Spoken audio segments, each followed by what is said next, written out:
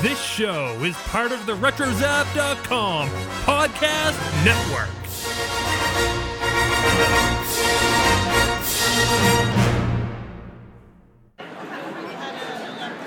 Hey, it's Greg Grunberg, Snap Wexley from Star Wars. I didn't fly an X-Wing, I flew a double XL wing. And you are listening to Brews and Blasters. Oh, and you are listening to Brews and Blasters. Brilliant. Cheers, Greg. Thanks. Have a good day. See you later. We'll fix it in post. Oh, yeah, definitely. Here we go.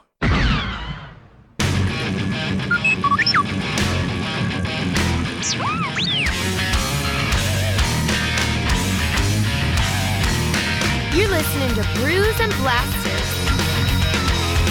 The Star Wars party starts now. How we doing? Same as always. That bad, huh? Hokey religions and ancient weapons are no match for a good blaster at your side, kid. Let us go inside where we can discuss business over a drink. Did you join us for a little refreshment? Everyone's invited, of course.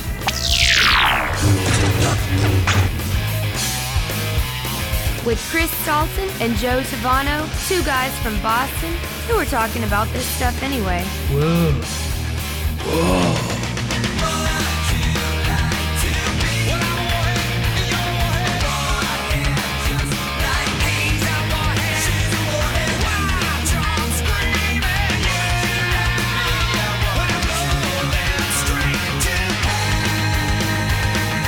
Let him marinate with like a good steak tip. Oh, yeah. Renegades. Even got him. We're having a nice time. He just got a cup of super cold. Sippy sip. Yes. We had a barbecue. Society. Okay, stop With that guy will take a look.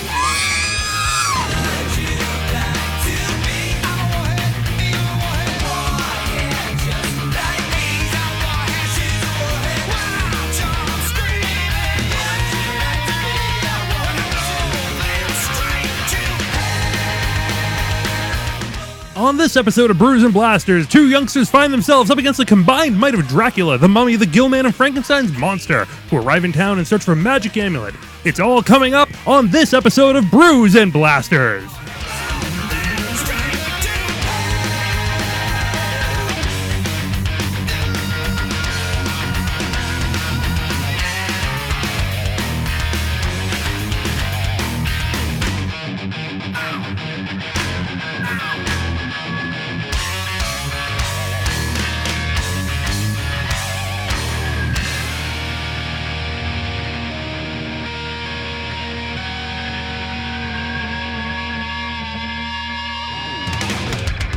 Been eating a lot of prosciutto lately.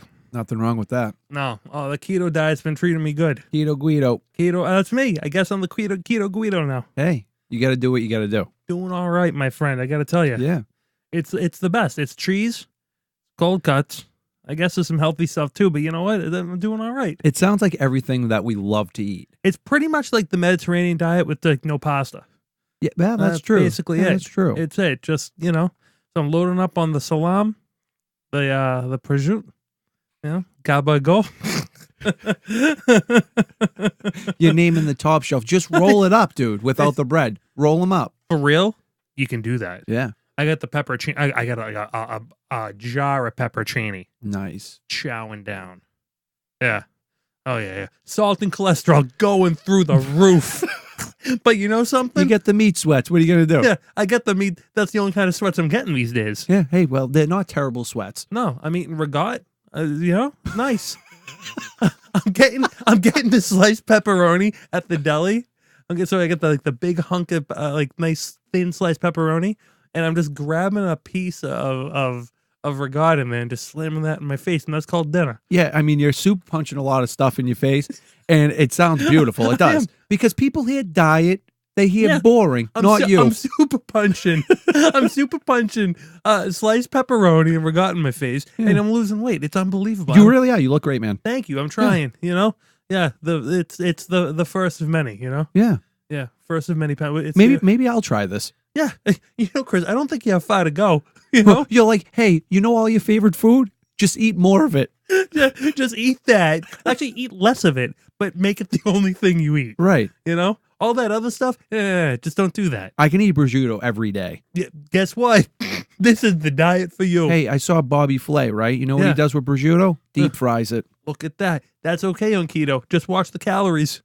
Well, that might be your meal for the whole day. It might be. If we deep fry that. Maybe. All Man, depends. it looks great. It curls, you know?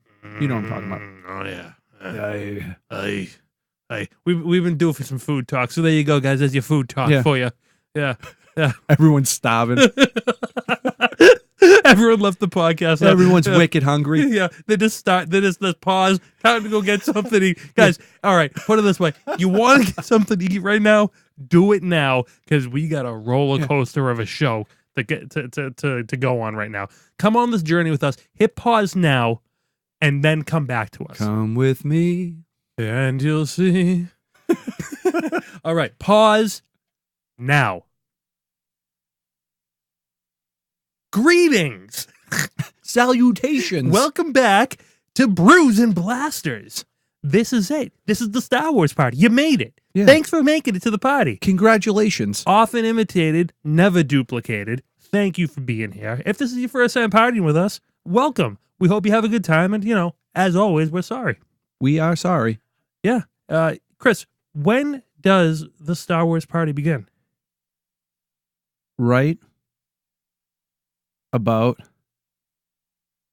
now. You know, there's such thing as dead air, you know. Well, the thing is, I was looking at your phone. It said 8:29. Oh, I got and that. I was like, I think I'm going to wait out a minute. I might be like that might not be the best. I might have to take some of that out in editing. See, I had a plan. It's just that I didn't fill you in on it. Yeah. The look you were giving me was classic. You're like, what are you doing? Yeah, we got to get this going. Let's not move the momentum here. Yeah, you already blew my my Halloween episode. All right. You were really cranked up. I was real cranked And up. I'm like, I don't know what you're doing. I don't know. Yeah, let's talk about Christmas. Yeah, you like candy? No. People started sending Christmas stuff. Oh, see, Christmas is sweet. Christmas is great. We're not at that time. We're not at that time of year. I don't even know what you were doing then. What are you doing? Look at the snow in the yard. Look at this. Yeah, we're drinking vodka tonight, guys. Yeah. We got a little bit of the Kettle One. Yeah, courtesy of Holland. Yeah, yeah, it is. It is courtesy of Holland. That's right. A great state. A great country. Yeah. Yeah. I did. Exactly. Yes. Salud. Yeah, salud. Yeah. Hey, it's thank you. keto friendly. Yeah. So we're doing it. So thank you for going on this journey with me. When I was on my crazy diet a couple years back, It was crazy. I only drank vodka and like tonic. Vodka tonic. That's it. Yeah. That's it. We're doing club soda here. Yeah. The tonic's a little wacky. Well, maybe that's what I was doing. I don't know what I was Maybe. doing. That's probably what you were doing. But all I know is when everyone else was pounding beer, Yeah. and my check was really like getting up there because of that. Yeah. Kind of Yeah. a bummer, but I really all like right. the stuff. Kettle One. I love Kettle It's a One. gentleman's vodka. You know? It is. We love the whiskey, but you know something? Low key, been loving vodka for years. Dude, vodka? Yeah. Love it. I love it. I love my Kettle One. Kettle One is one of my favorite vodkas there are. Oh, absolutely. Not hands sponsored, down. guys. Yeah. Just want to let you guys know. Yeah, I mean, if you guys are listening and you know a person that knows somebody and knows a cousin or something. If you're sitting there at your desk and he's like, "Hey, I'm a Kettle One distributor." Hey, Timmy works over there. Yeah. Tell him about Brews and Blasters. Yeah, maybe get them listening to Brews and Blasters. Yeah, See who what's knows, happening. you know? Let's make some things happen. Yeah. But if not, it's all good. We're just having a good time. Yeah, well, the thing is, we don't care about the money. We care about the booze, so send it over.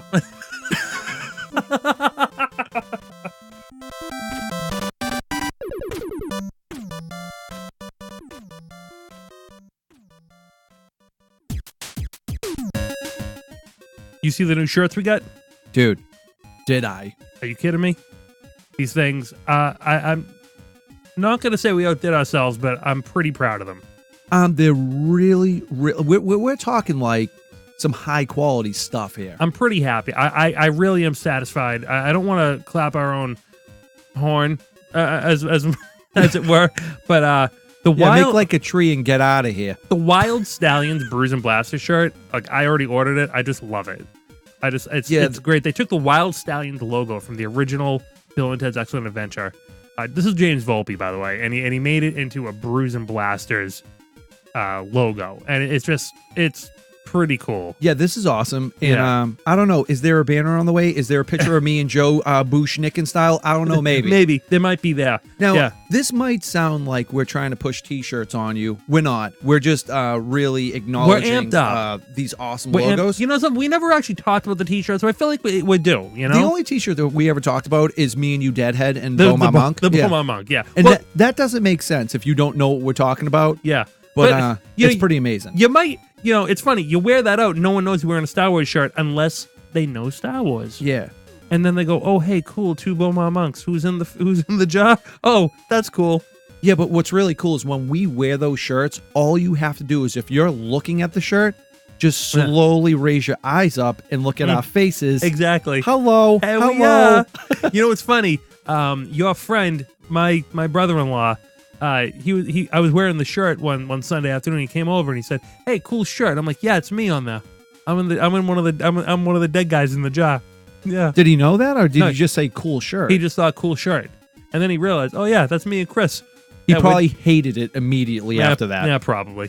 Yeah. So, and then we got all the we finally got like a regular logo shirt because it took us 4 years to figure out we should probably have a logo. Yeah. Yeah, so we got the regular logo shirt too, and then we got like I didn't have the Patriots one, but we got Red Sox, Celtics, and Bruins. Well, you know, doing New England proud, you know.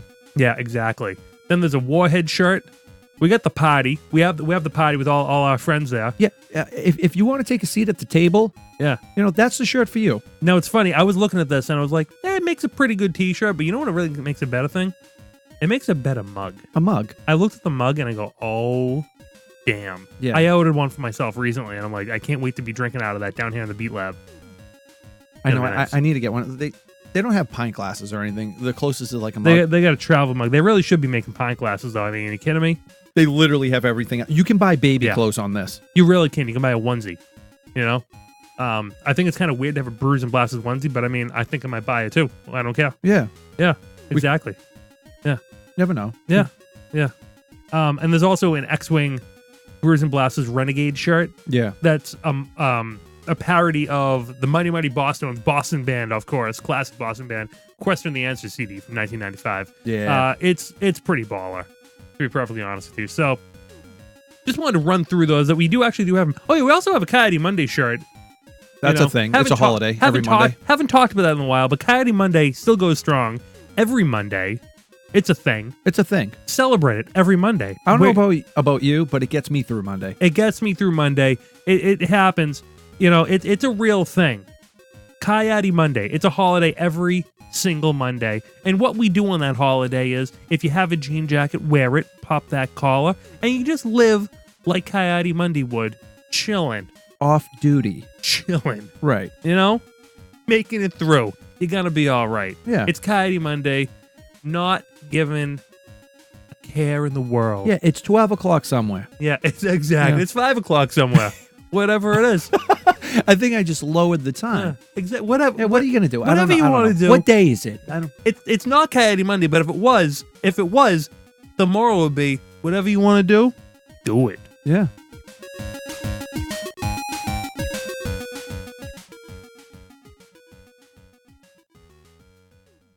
It's Coyote Monday. Only at the RetroZap Convention Center, Brews and Blasters Hall. Coyote Monday. Come see the world's largest collection of denim jackets. Free top hat fittings for the ladies. Plus, every child 10 and under gets a free monocle. And don't miss the monster truck rally with Wookiee Foot and Rancor. Brought to you by the North American Ibuprofen Association. It's Coyote Monday. Be there. Thank you, Darth Taxes. Yeah, that is probably one of the best things that I've heard in a very long time. Yeah, we've been hanging on to that one for the perfect moment for a long time. Yeah, it's actually mind-blowing, the quality and the time that he put into that. That guy, he's like a mad scientist down there in his own little beat lab. I think that's the perfect word for that, and it's totally a compliment. Love them. Yeah. Starships, sabers, and it's hard to do with the fucking Starships, sabers, and scoundrels. Yeah, make sure you is tune the in. show. Yeah. Awesome Dennis Keithley, podcast. Jay Krebs, amazing show. Great people over there. Great people. But talking about people, people, keep on talking about Mandalorian. Yeah, let's keep it going. The Mandalorian. The Mandalorian. The Mandalorian. It's Mandalorian time. I think the show's gonna probably have like more of like a Western feel, you know? Yeah, it's feeling that way. Yeah. You know what I just watched? Boba Fett. Me and Alexa just watched Cowboys and Aliens. Oh, nice. Yeah, probably not gonna be anything like that. Yeah, but it's Jon Favreau. Yeah. Han Solo's in it. Really? Yeah, oh, Harrison Ford's right. in it. You get Aliens, you get the Western, and it's funny. He did that movie, but he hated doing like being Han Solo. Like, oh yeah, did he? What? But did he? Not when push came to shove. I think he's given the people what they want to see and hear. Okay, so we thought we were really doing good. We thought we were ahead of the game. Oh yeah, when When Jon Favreau put out that Instagram, and he said, "Yeah, here we go, Mandalorian announced." We're like, "Whoa, we got an image. Look at this. Yeah, this is gonna be great." And turns out we the Brews and Blasters curse hit us once again. Yeah, something. I'm starting to enjoy the curse. We know it's happening, so it's all right. Well, we get a good chuckle out of it. We do. We get a good chuckle. We're like, "Look at this, finally!" And then it's like the next day, we're like, "No, even more." So what we did miss is that we got directors. Dave Filoni is involved in this. Something that I thought would never happen. He's shifting to live action. Live action, episode 1. Yeah. He's also a producer. Yeah. He's executive producing alongside Jon Favreau. Now, the picture that they tweeted between Dave and John and in Skywalker Ranch. Yeah, bromancing it up. It makes a lot of sense now. Yeah, we kind of it made sense before, and I thought it did. Put but two now and two together, but there's a higher meaning now. So now Filoni's going to live action, an area he's never done before. Yeah, I think he's going to do just fine. I think he's going to do great. And you know what? I think this is baby steps all the way up to doing his own thing. Yeah. I think that's going to be it. So he learned from Lucas how to do Star Wars. He's probably going to be, teaching Favreau about Star Wars, but at the same time, Favreau's going to be teaching him about how to make a movie. I was just going to say, them together, it's like masterminds. You know what I mean? Exactly. They both feed off of each other. Something beautiful is going to emerge out of this. It's like, I know Star Wars, you made Iron Man, let's go. Yeah. You took Marvel to the next level that it needed to be. Because without that Iron Man with Jon Favreau, there would be no Avengers. There would be none of this. Exactly. Also, Swingers. Yeah. Yeah. And Chef. Yeah. And Chef. Yeah. Yeah. And Maid. Maid. Also. But so there's a million movies we could rifle off right now on Jon Favreau. Exactly. But there are more directors coming. So there's a lot more. Filoni's doing the first episode. He's directing the first episode, his first venture into live action. I'm really excited about it. Yeah. So who else do we have? Deborah Chow, who's in Jessica Jones. Yep. Rick Famuyiwa from Dope. I haven't seen that show. I haven't seen that either, no. Bryce Dallas Howard. We're all familiar with her. We know her. That's Ronnie Howard's daughter. They attributed her to Soulmates, but I mean, come on. Bryce Dallas Howard. Yeah. She's done a ton of things. She did a bunch of M. Night Shyamalan stuff. The Village. Lady in the Water. She's done Jurassic World. Not The Lost World, Jurassic World 2. Yeah. Fallen Kingdom. Yeah. She's done a ton of great stuff. She's amazing. And she has run Howard as a father who, is also was Lucas's top pick to take over Star Wars in the first place. Yeah, dude, that's pretty cool. Yeah, exactly. So, I mean, she has a great pedigree to do this. I'm really excited for her to do that. Yeah, me too. As well. And plus, we have crazy respect for her. One last one. Taika Waititi. I'm excited about this one. Thor Ragnarok. Yeah. Did you say Ragnarok? Yes. You did? Yes. Bingo. Hello. Yes. I like out of the 5 million Marvel movies that have come out in the past decade, this is like top 3. It was beyond enjoyable. It was awesome. Colorful. Amazing. Exciting. Amazing. Incredible. Wild. And he also voices in Thor Ragnarok. Yeah. The director. Let me guess. He the big guy. Yeah, like that rock guy. The big and he's guy. Like, hey, how you doing? Hey. Oh, that guy. Yeah, that guy. Oh. Yeah. Hey, this is my friend. He's a worm. He might be dead. No, he's alive. That guy. He voices that guy. That guy was the best. He was the best. Oh man, I wish he showed up again. Hey, how you doing? If you run around, it's still a circle. I hope he survived Thanos. Yeah, I hope so too. Yeah, spoiler. Executive produced by Favreau, Filoni, Kathleen Kennedy, sticking around, by the way. Absolutely going strong. Boo Schnickens, always knew it. Yeah. Colin Wilson, Karen Gilchrist serves as executive producer. So really, really exciting there. We got, that's just the first couple episodes. So, I mean, we got more coming. This is the first couple episodes, and this is what they're dropping on us. Yeah, so let's talk about this picture a little bit, because we didn't really get too much into it last time. We didn't. I believe this picture was released the next day, right? Yeah. So what we have here, we have a Mandalorian with no rangefinder. No rangefinder, yep. Yeah, top to bottom. That helmet looks sparkly new. We're going brown, by the way. Yeah. It's like brown and metal looking. But, man, it looks good. I like that bullet belt. Yeah, he got a bandolier going on there. This is very much giving me vibes from the holiday special as well. Like his weapon does big time. You can see the undergarments. You can see like the jumpsuit he's wearing too, which I love. That's very 70s. Almost looks like he has like a pilot, like an X-wing pilot, like white vest underneath. And you get the shoulder pads. You get the triangle on the hand plate.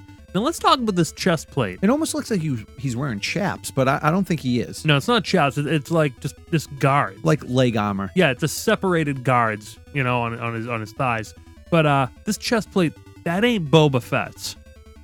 That's not Boba Fett's. No, they made it quite clear that this will not be a Fett. No, it's not a Fett because Jango Fett and Boba Fett were not Mandalorians. Right, exactly. Okay, but it's not someone who found Boba Fett's armor. There's no rangefinder. No. The chest plate is not Boba Fett's chest plate, but there is a very Mandalorian diamond in the middle. Mm-hmm. So that's pretty cool. And you know something? What is behind that? Tell me what's behind that shoulder of his. What is that? What is that right here? I would say a rifle. Is it? Does it look familiar to you? Yeah, it looks like that weapon from the holiday special. Yeah, the little poker. Little prong thing. Yeah, it kind of looks like a Yeah. Little barbecue fork exactly. there. Yeah. Steak tips, let's flip them. Yeah. It's one of those. Let's ride some dinos. Yes. Is he gonna ride a dinosaur? All I want to know. Yeah, is there a long neck in the house? Yeah. Can I get a long neck? Come on. Yeah, like really, I think we're going old school on a lot of this, and I'm really, really excited about that. I just think like, who is the Mandalorian? Who is he? I mean, a lot of people have said a couple of things. There is one person in current Star Wars canon that may have the best shot at being him. Although I do think it's going to be a new character. Mm-hmm. If there's anybody in Star Wars canon, it would be a character by the name of Cobb Vanth. Okay? Now, you don't know who Cobb Vanth is because you don't read the books. I was going to say, you have to fill me in on this one. But if you read the Aftermath series, you would learn who Cobb Vanth was. He was a human male that lived around the time of Battle of Endor. He was once a slave, and he rose to become a sheriff of a place called Freetown on the planet of Tatooine after the Empire fell. After acquiring a set of Mandalorian armor from Jawas in 4 years after the Battle of Yavin. Okay, I could see why people are leaning towards this guy because he's already on a desert planet. He's on a desert planet. He's kind of a sheriff. Okay? But this is the thing. He acquired a set of Mandalorian armor from Jawas who were scavengers on Tatooine in the year that Return of the Jedi happened. So it's kind of implied that the Jawas had Boba Fett's armor. Yeah, but this looks nothing like Boba's. But it's, the helmet, yes, like near the visor, it's nothing it like protrudes a little bit. It seems like it seems like that, you know. Like this thing is like buffed. It's buffed. It looks great. So it hasn't been said that this is Boba Fett's armor he acquired. Okay, this Cobb Vanth, but you're leaning towards it, right? I think the Tatooine desert, that photo, the guy's walking through like this a making Tatooine sense. vibe. Maybe he acquired a different set of Mandalorian armor from Jawas. That would be kind of weird, but maybe it happened. I mean, the word Mandalorian is the name of the series. It would be cool if he was an actual Mandalorian and he didn't buy the armor. Yeah, it would be cool. But I mean, people see that armor in that time, and whoever wearing it, they're probably like, oh, he's a Mandalorian. Yeah, hey, look, another Mandalorian. Yeah, exactly. So Freetown used to be Mos Pelgo. Okay, so people really know that. But that sounds like a great name for like a burrito restaurant. Oh yeah, I know. Well, Mos Pelgo. Oh, I'm hungry. Exactly. Let's go. So you know who else he found Malakili and helped him raise a young Hutt named Borgo. Ooh. Yeah. Cool. Over in Freetown. Yeah. So that's a very strong candidate, and I could see them if they had the idea for the Mandalorian series, maybe a couple of years in the making during pre-production. They like kind of seeded these novels seeded them with maybe some just a smattering of ideas here. I could just see it now during a panel, and if Dave Filoni sits in with Jon Favreau, you guys, I could see him saying that. Like if somebody's like, "Hey, Cobb Vanth better now." What's the guy's name? Cobb Vanth. Like you say as like, okay, this is a question and answer. Yes, I have one question, a follow-up question, Mr. Filoni. Yeah. Some people are saying the Mandalorian because he might be Cobb Vanth because he's from you guys. Yeah, you guys. Yeah, I know you think you're trying to put things together, trying to say what steps ahead of you. And the next thing you know, it's that guy. Yeah, then it turns out to actually be Cobb Vanth. Turns out it really was him. That's kind of what happened with like Thrawn in Rebels. Yeah. Like people were like, Thrawn, and he's like, no way. And then it was like, hey, Thrawn's here. Hey, Thrawn. It's like sometimes I kind of don't want people to ask the questions. Yeah, exactly. Like, because some people really dig deep. Don't make them lie. He would be like me, like hiding a secret. Can't do it. No. Yeah, I'm like, I don't know what you're talking about. What did I do?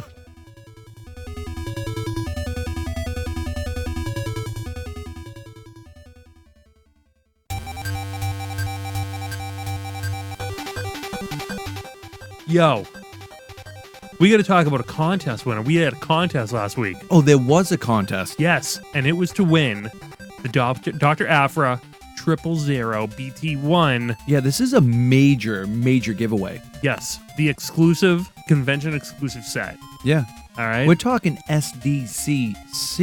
Yes, and we asked, we put the call out there. What's the best figure so far of 2018? All right. And out of all of the responses we got to give it over to Marshall.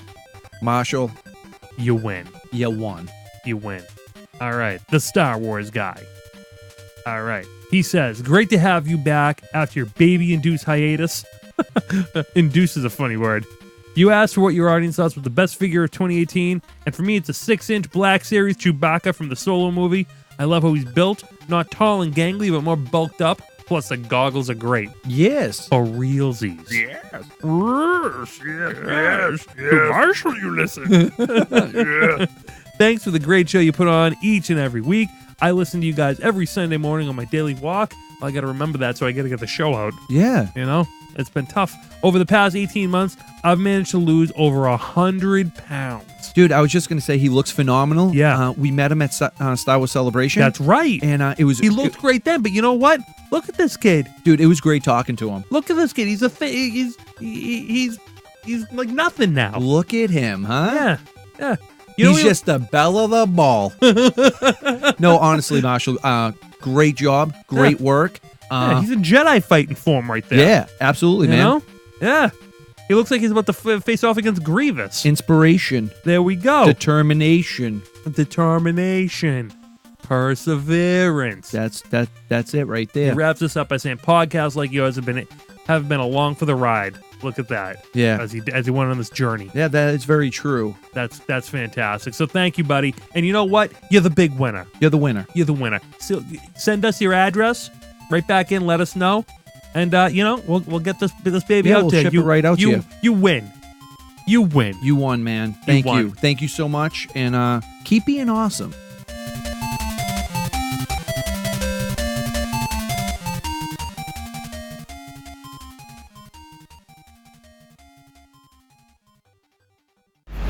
Hello, I'm Jack McKenzie. I played Cal Alder, the Deck Lieutenant Rebel Forces from Echo Base in Episode 5, Star Wars Episode 5, The Empire Strikes Back.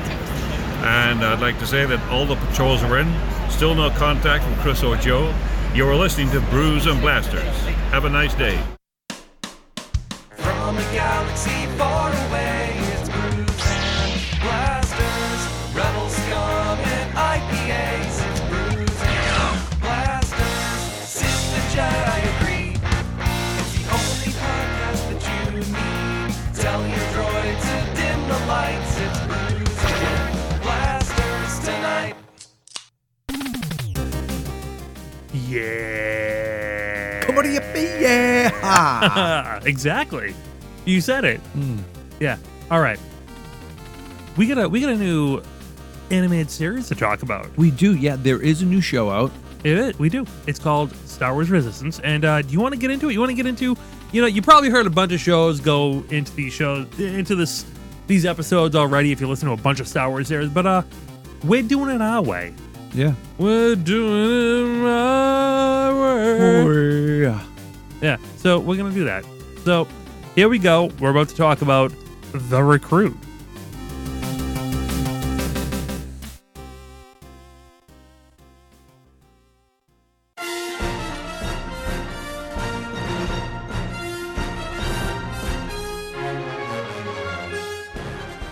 Yeah. Hey. I love this theme song.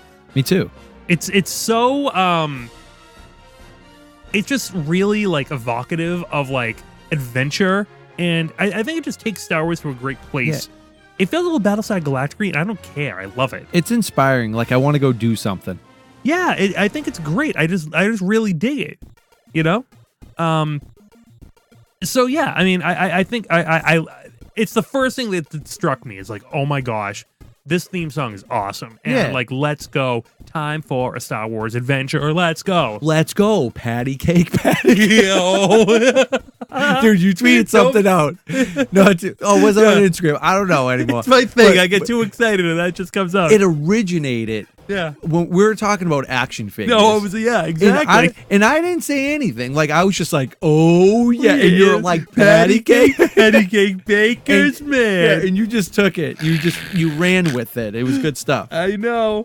I love it. It's what I say when I get really excited, No, well, I could tell you were really excited because you wrote it out. Yeah. I don't know what I wrote. I don't know what it was for. That's all you wrote. Yeah. I don't actually remember. It was probably about the Mandalorian. Maybe. Probably. Maybe. Yeah, it's like at John Favreau, patty cake, patty cake. What? I guess that's my thing. If that's what I. That's what you're going to be remembered for, Joe. Yeah, exactly. Yeah. It's my legacy. Yeah. Okay, so The Recruit. Let's talk about Star Wars Resistance in general. We finally are watching the show. In a whole of what we saw. Yeah. So, listen to you. In a hole. Okay. I should be wearing suspenders right now. Yeah, why not? I don't know. You should be. Yeah, I'm wearing pajama pants if you haven't noticed. I noticed, buddy. Joe, you're sitting on a fire truck. I don't know. Okay, we're cooked. All right, let's go. Star Wars Resistance. You want a sippy sip? We haven't had one in a while. Sippy sip.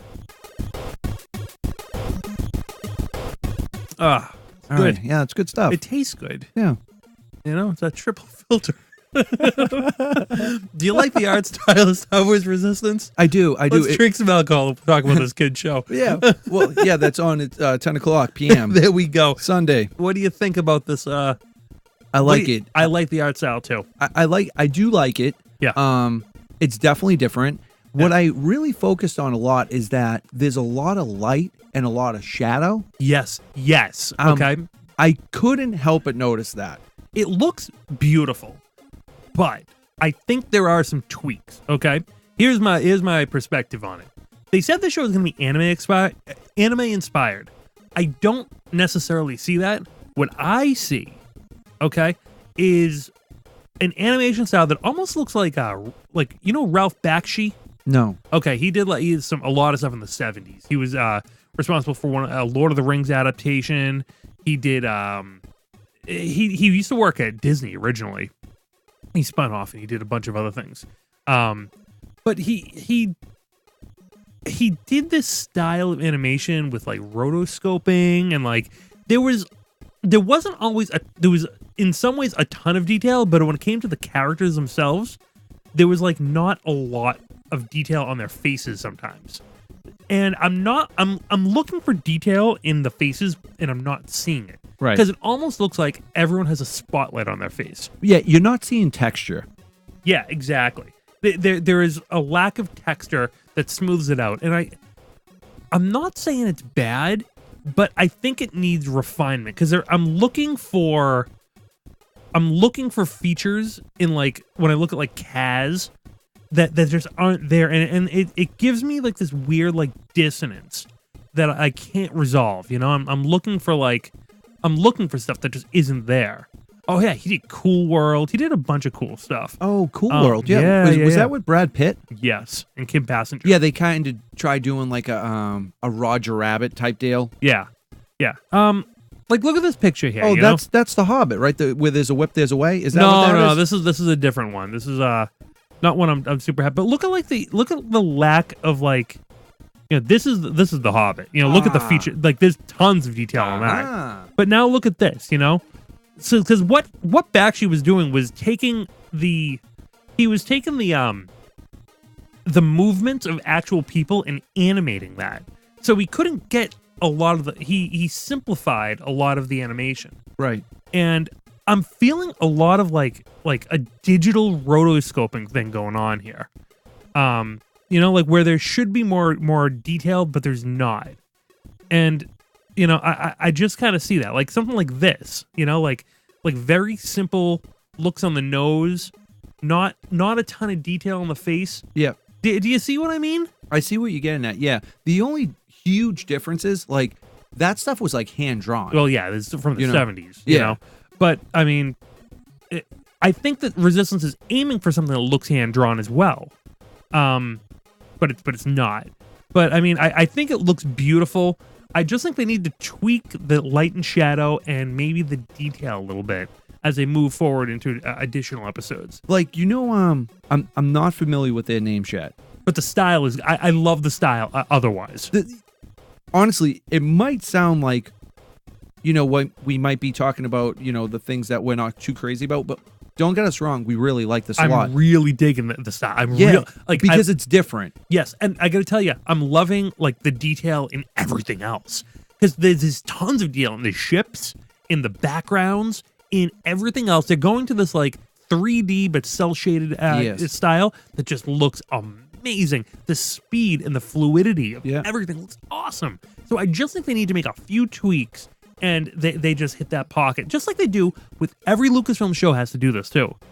Clone Wars Season 1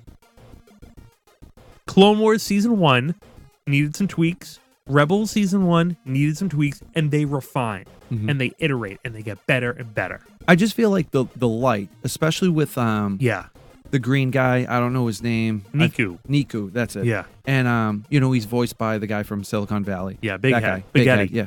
And I just feel like because the light is so bright on his face, I actually feel like he's a darker shade of green. It feels like I'm squint. I feel like I should squint sometimes. Like my eyes want to squint, even though I don't need to. Right. And that's why I know, like, they just need to tweak something. I would have liked to see, like, scales on him. Yeah, maybe. You know, like the texture, but you know something, Listen, me and you, we're not animators. no. Okay, I mean, by no means are we going to say anything because I'm a plumber. Yeah. You know, what do I know? Yeah, you know what I mean? Exactly. But I'm a marketer. All I have to say is that I really do like the show. I love the animation. I mean, I think the ships and the speed at which they're able to animate, they really capture that well. Unbelievable. Especially when it's like skimming the water and stuff like that. Yeah. It looks great. Looks great. So, I mean, I just think there's a few tweaks that need to be made to just a few small things, and they'll get there. We're talking minor. Yeah, we're talking minor. If we're talking about like, lighting and shading, that's minor stuff. Well, it's minor stuff.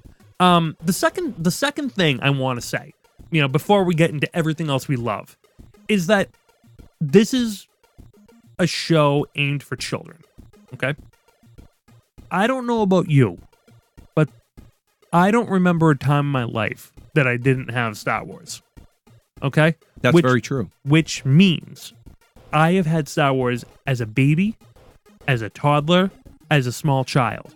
In 1983, I was in a movie theater. I was one of the very first memories I can even think of. Okay? Star Wars has always been for children. It's on record with Lucas. If Irvin Kershner calling it a fairy tale. Right, exactly. This is not a franchise that has ever not been for children. Stuff like when they went dark in the Clone Wars. The Mandalorian. Things that are geared towards adults, that is the new ground. Not making it for children. All Star Wars is for children. Every single thing. And the things that aren't, that's the weird stuff. That's the new ground they're forging. I don't think Star Wars needs to try too hard to cater to children. Because it's always been for children. They definitely don't have to try too hard. Yeah.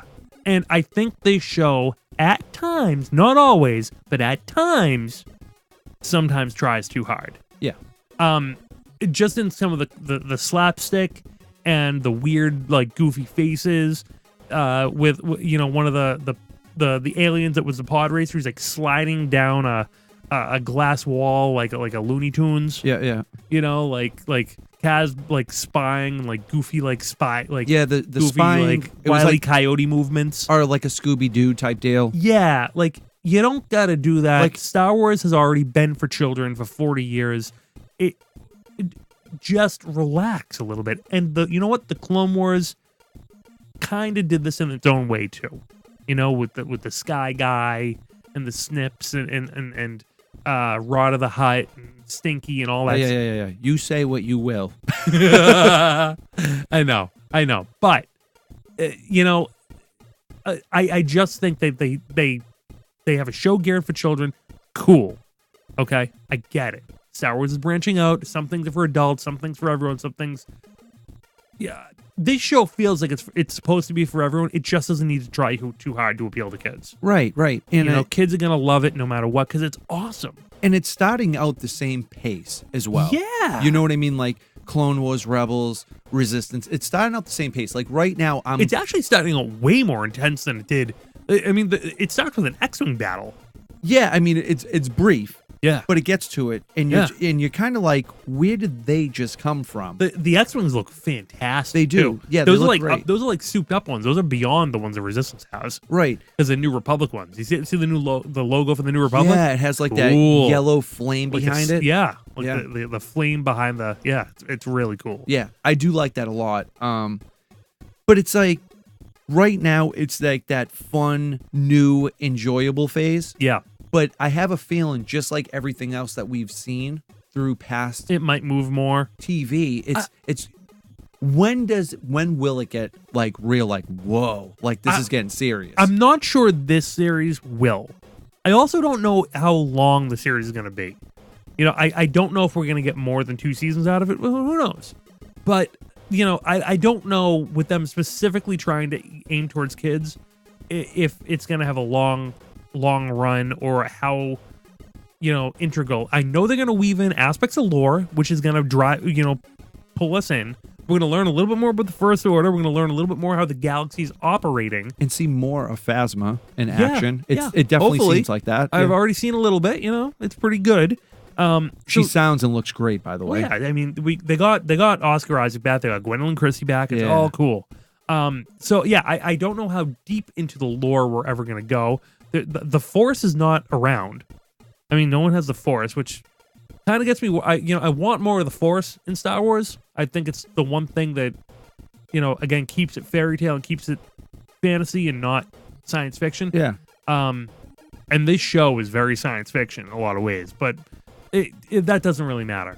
But I just think like I want other things to be doing the Force too.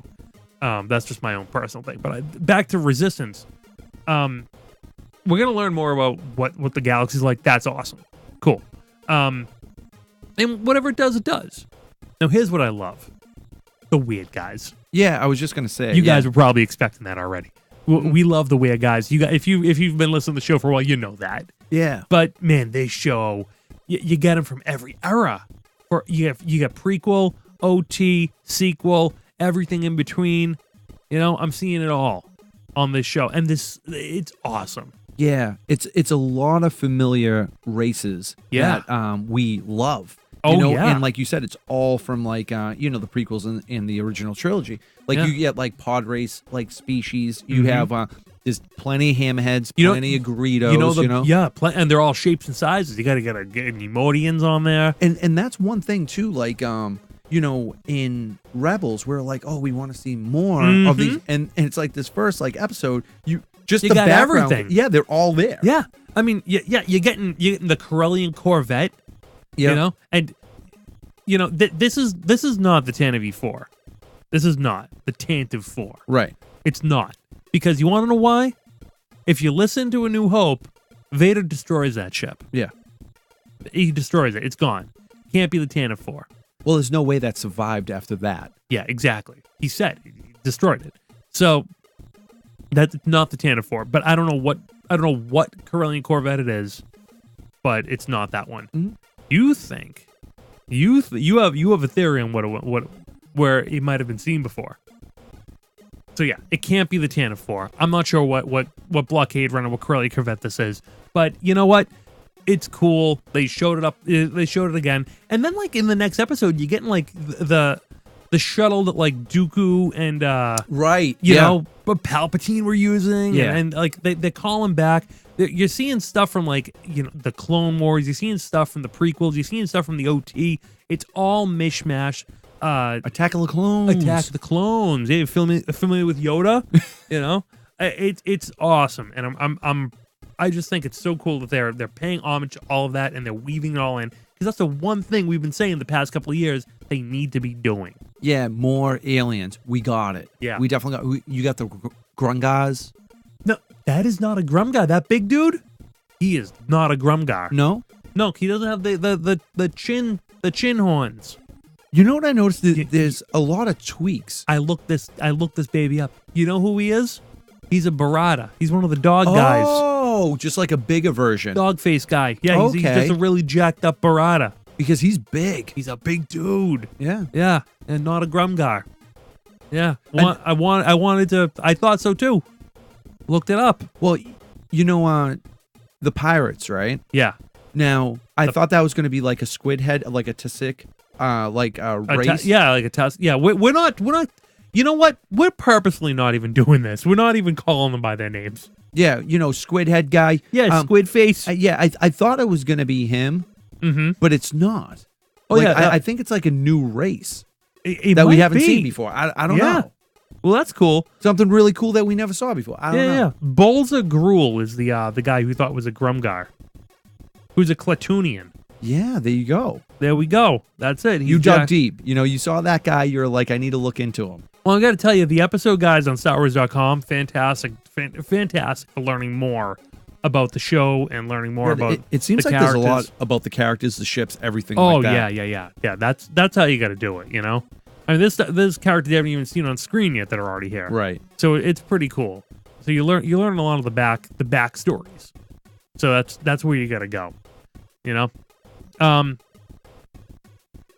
More like the full. I think that Clone Wars did this a lot. Rebels did not. Rebels had a very empty look to it. That they'd be on they'd be on Ezra's planet, and it would be like, you know, like maybe one or two guys walking in back of them in the background, and like you'd see those same character models like everywhere, and like the rebel, you know, the Empire officers all had like their caps down so you couldn't see their face. Exactly, yeah. That's gone. Now you're getting full frames of stuff going on in the background. Yeah, weird guys. All sorts of weird stuff going on in the background. Now, it's not to the level Lucas did. I was recently watching episode 3, and my gosh, you look at what's going on in the background of every single shot. It's unbelievable. If you actually watch the prequel trilogy, and you don't watch what's going on, all you do is watch the background, you're going to learn so much about the movie that you never actually paid attention to. Yeah. You know, like there's so much happening in every scene. I'd love for Star Wars to get back to that level of like just jam-packed action. I don't know. Maybe we'll see it, maybe we won't, but whatever. That's one of the things I loved. Number 4, speed and flying. Yeah. The shots were unbelievable. They were so good. I loved them. You know? It's pretty cool that you know, these the main racers, they basically live in this like really cool tower. And that's the tower to be. We haven't seen it yet. I can't wait to see it. Yeah, but I can only imagine they live there. Oh, dude, yeah, exactly. You know? So it's super cool. It is super cool. It goes down as super dude. It does it? No, you can't do that. And I just think the 5th thing, the potential for new lore with this series. Yeah. There's so much more to tell about the Star Wars universe, and there's so much new places they can go. That's outside of the Skywalker saga. There's outside of the Jedi and Sith. Just new places they can introduce and expose to the Star Wars universe and really shed more light on.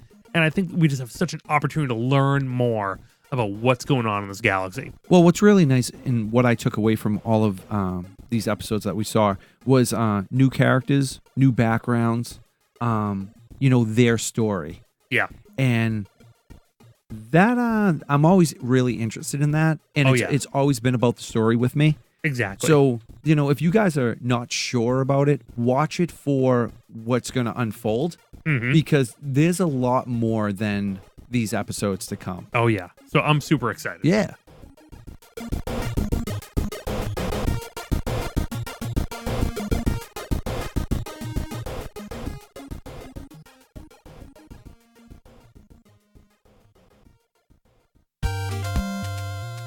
Want to do some email? Email. Let's do it. All right. First email comes from George L.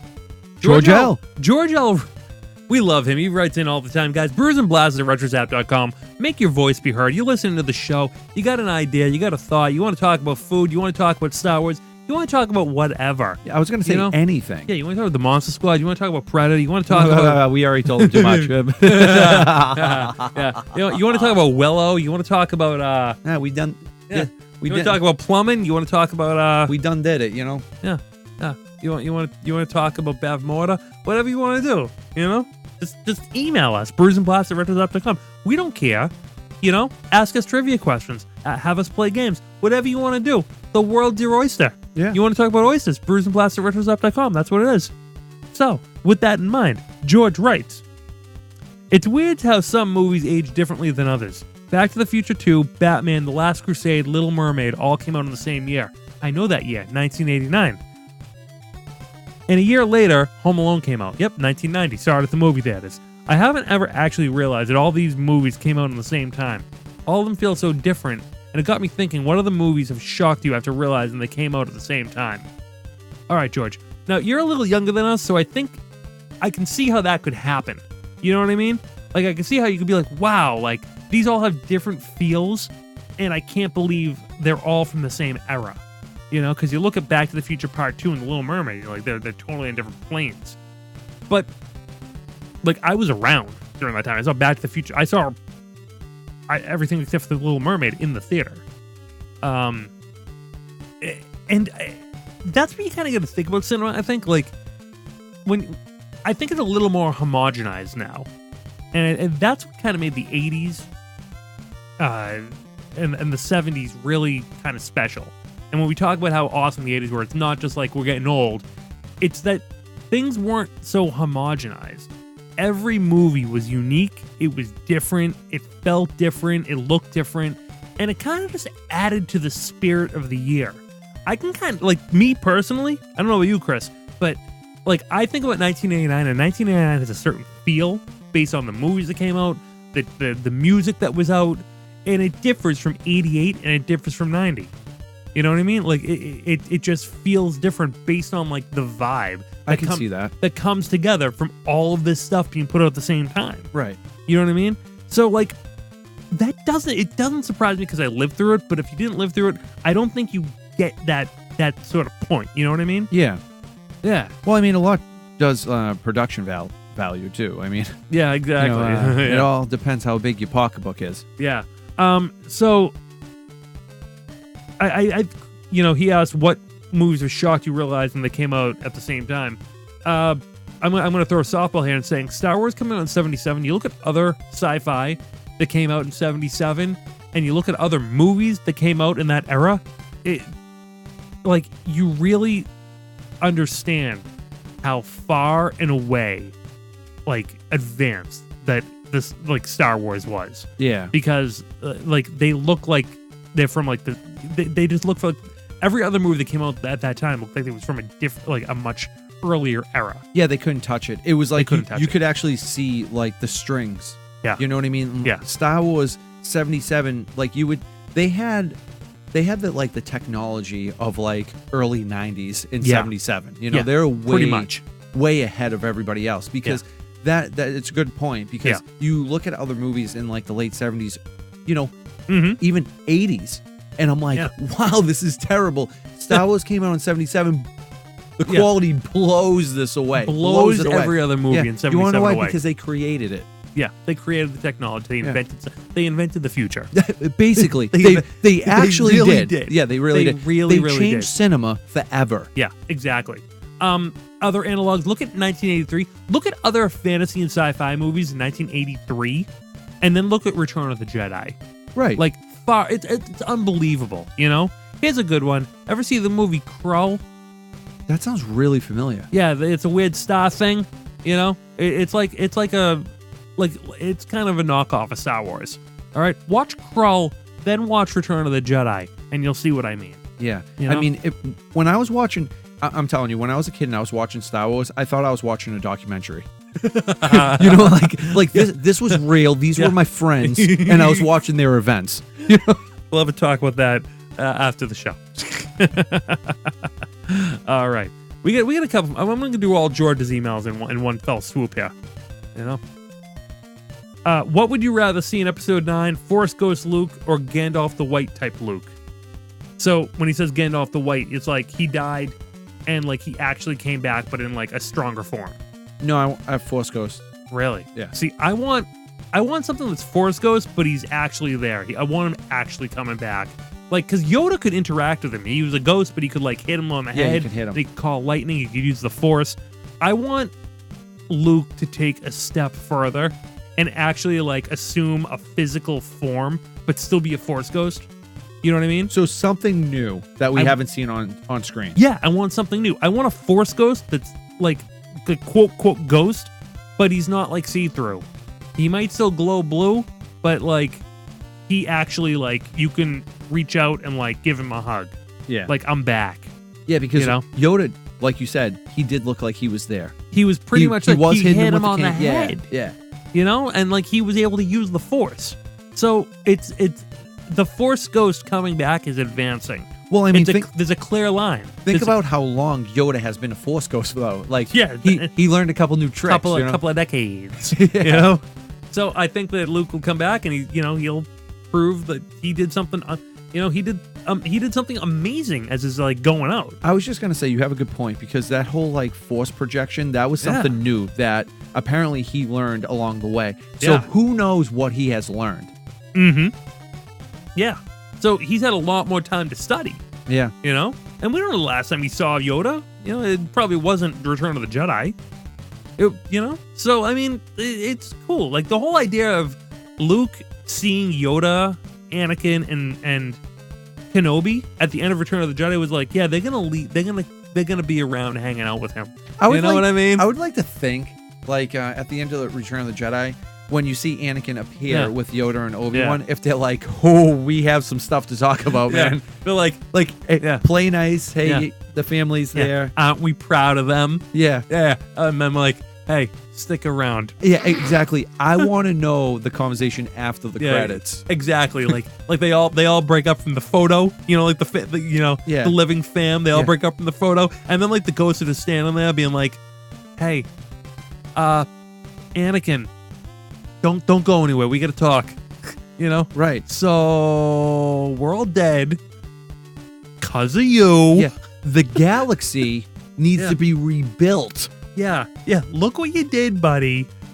You are sorry, right? Yeah. Like, that's why you're, like, we get it here. So, like, the children, should we talk about everything now? Yeah. Can we talk about the kids? Yeah. The kids you killed. They're Master Skywalker. Guess what? They're not Force ghosts. What happened? Yeah, I don't know. I think they're dust. Yeah. Or something. I mean, I don't know. Like, can we talk about that for a second? Are you sorry?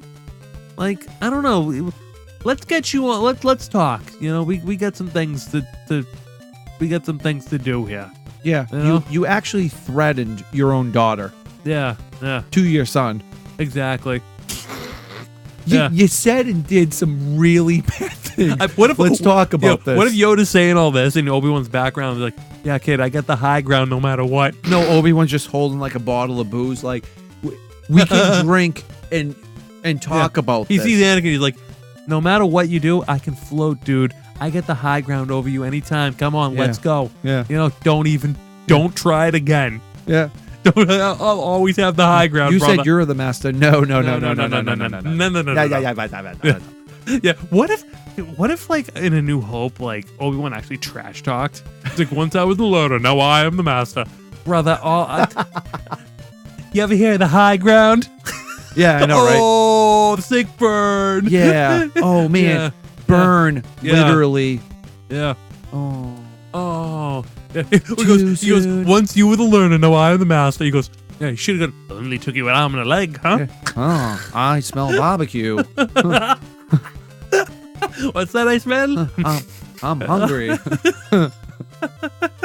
Does that mask protect it against burnt hair smell? Oh, that's the worst smell, man. It really is. It really is. Oh, man. So getting back to it. I guess me and you just like mapped out a movie after the credits. Yeah, so I guess to George's answer, yes.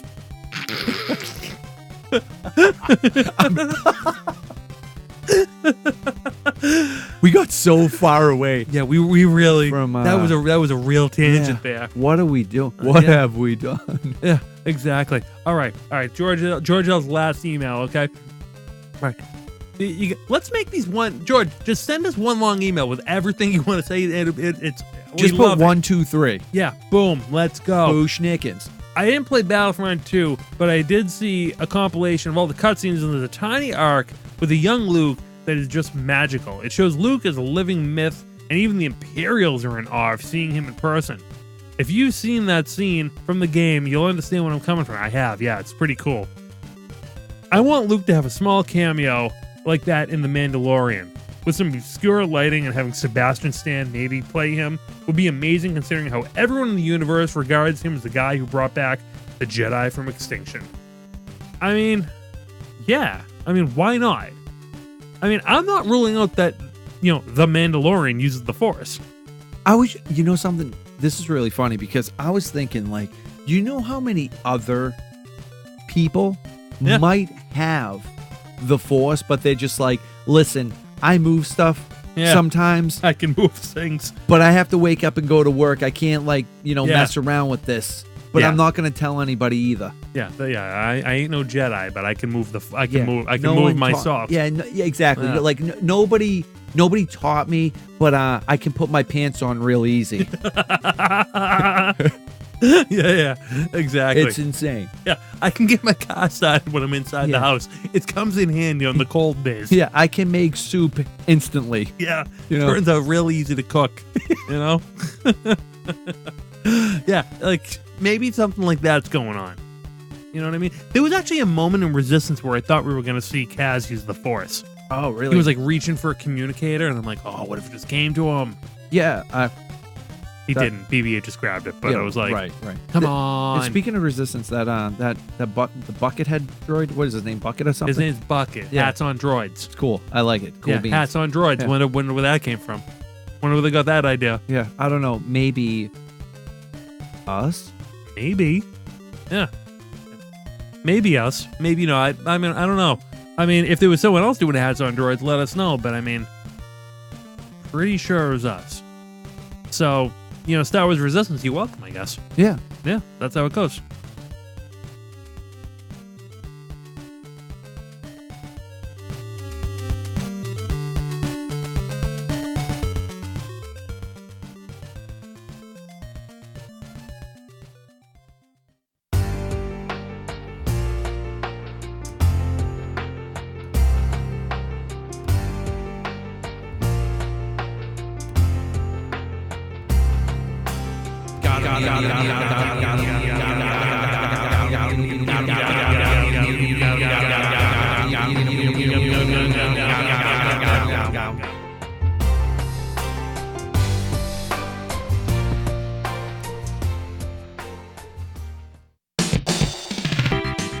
Need 'em, got 'em, time.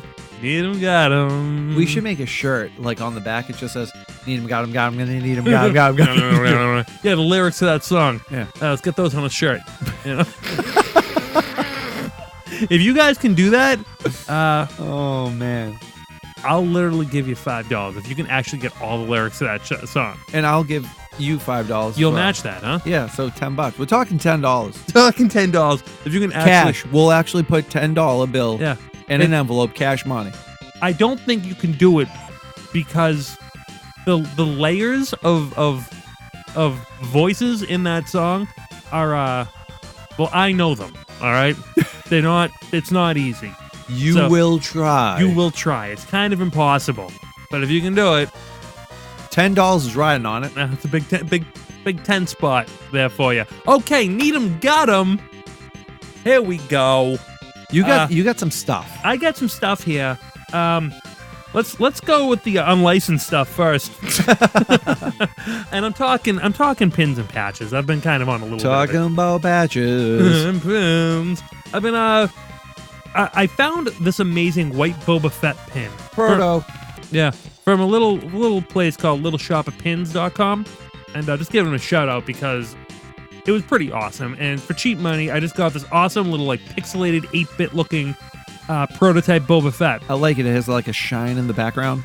Yeah, it's cool. It's like enamel, and it's just awesome. It's white Boba Fett. That's like my collecting ting. Yeah, that's your thing. That's my ting. If you were in like the Philly area, it'd be my John. Yeah, okay. That's what they say down there. No, that's wrong. Oh, yes.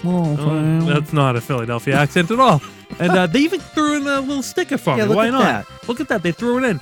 So, cheap money. It's pretty good.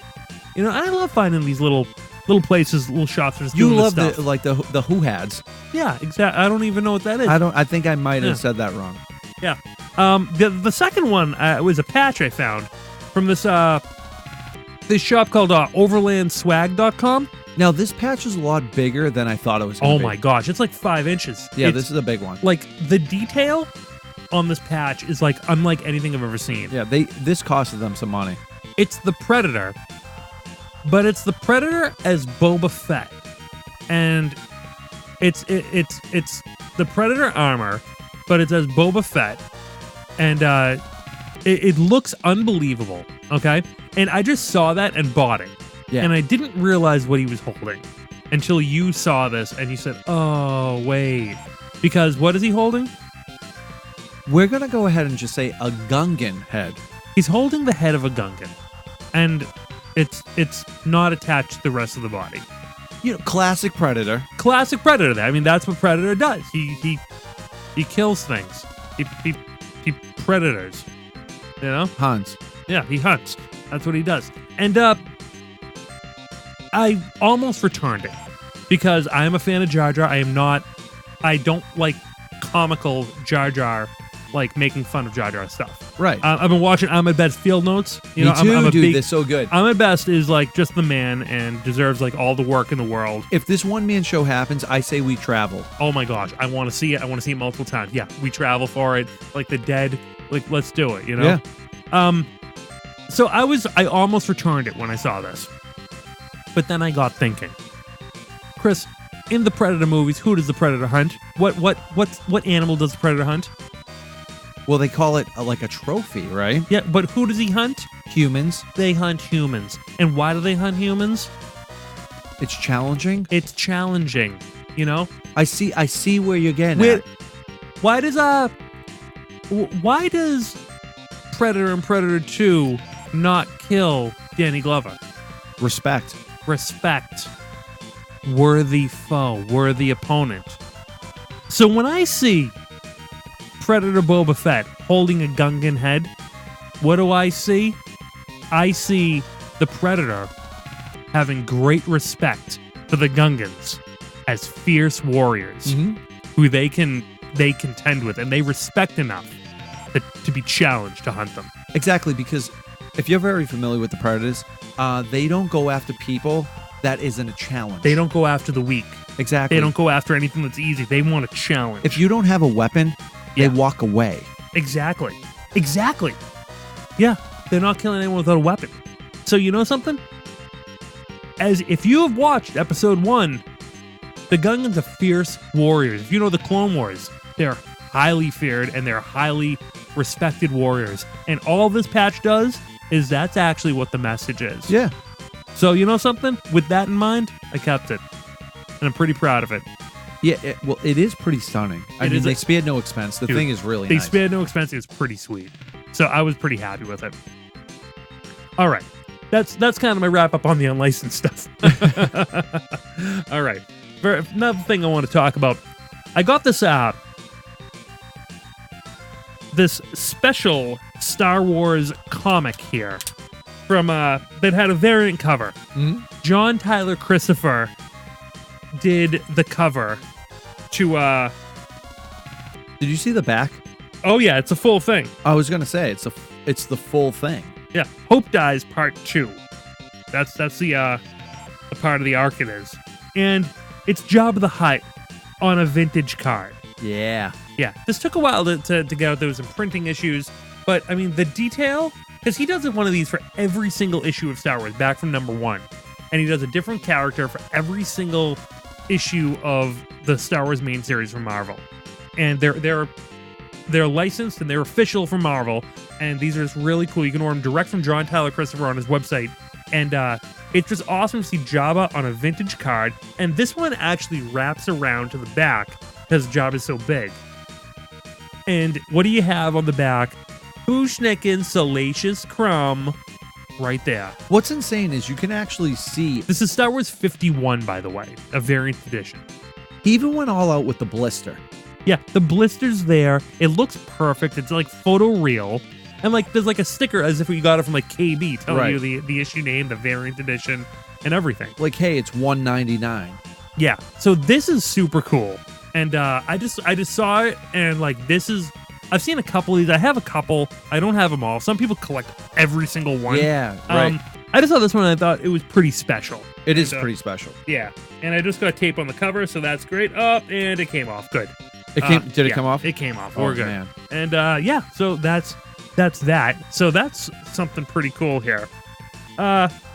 Which one of these should I open? I got some Black Series we got to open. If you need them, got them. Okay. Here we go. I've been searching for this one a long time. Long-time listener to Brews and Blasters have known I wanted Captain Phasma Quicksilver Baton. Okay? Yeah, this is a cool one. Yeah, it's a Toys R Us exclusive, but guess what? Oh no, Toys R Us closed all over North America except for Canada. Yeah. So this one was a tough one to find. I have my ways, so I found it. You have a guy. I have a couple of guys, and they're all from Canada. You know? And, I found it. So, I repeat, we found them. This is... You've seen this on online. You're like, yeah, maybe I can pass on this one. It's just like a small variant. looks a lot better in person than you think. The helmet, I'm really blown away by. It has that melted detail, like you just got look. hit by a laser face. It looks awesome, and this is perfect. It has a Toys R Us exclusive like sticker on it right there. Let's just destroy the packaging right now.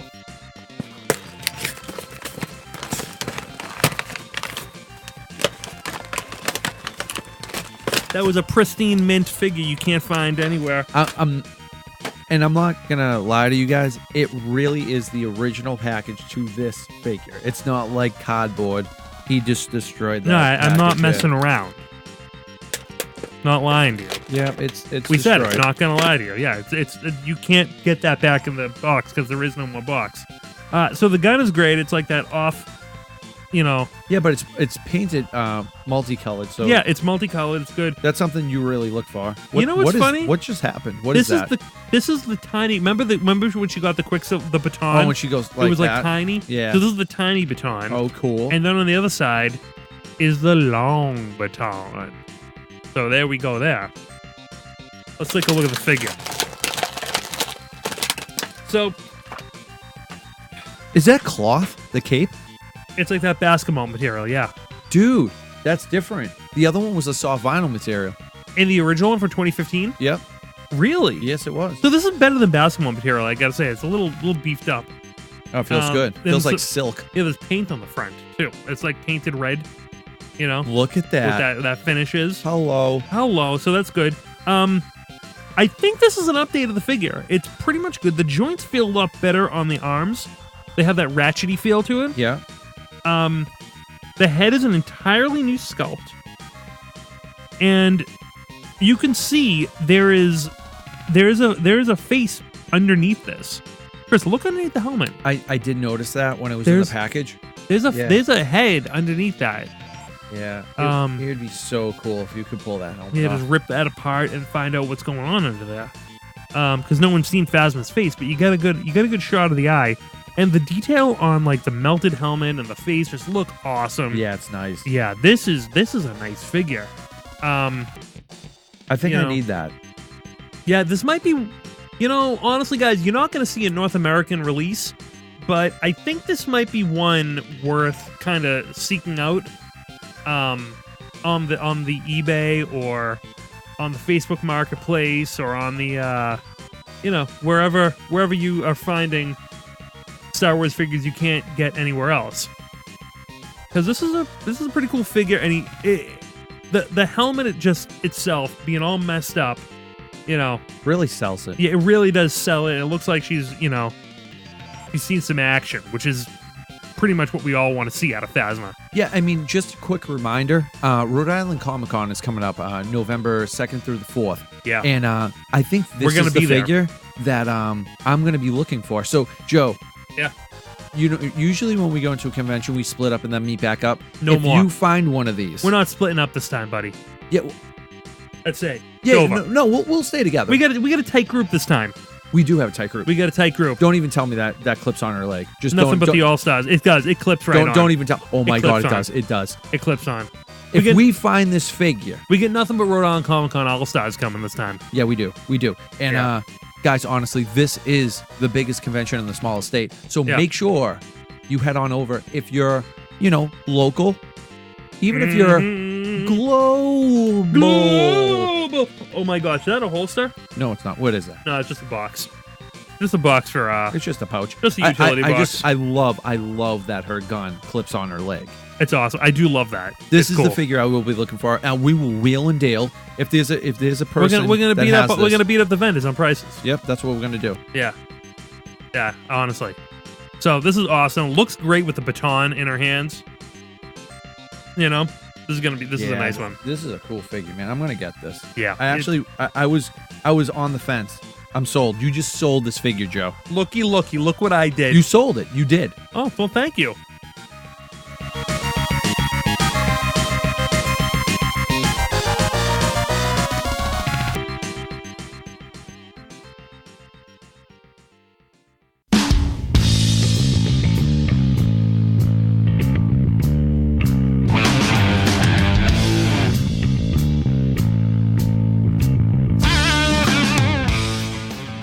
That's it.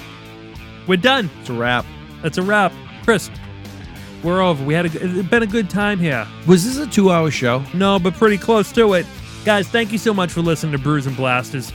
You know where to find us, wherever podcasts can be found, especially at Fan for the Tracks and Jedi News. And if you're a new listener, we hope you subscribe.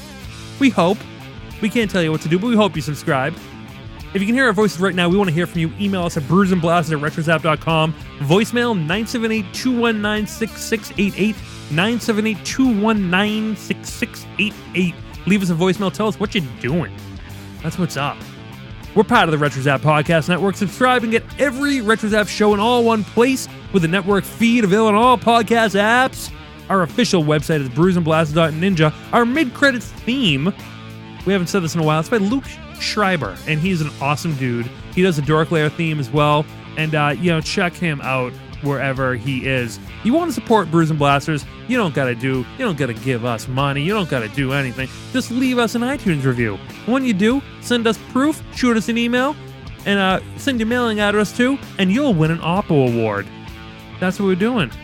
Major Oppo award. It's a major award. Forgot about the Oppo this week. We're going to have to do 2 next week. Ooh. Oh, yeah. Might want to tune in. And while you're at it, big time marketing here. Tell a friend about Brews and Blasters. Whoever the person you know, an acquaintance, a friend, whoever it is, a relative, just tell them about the podcast Brews and Blasters this week.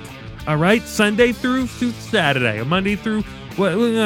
make sure they subscribe. Just get on their phone. Just subscribe them without them even. Who even cares?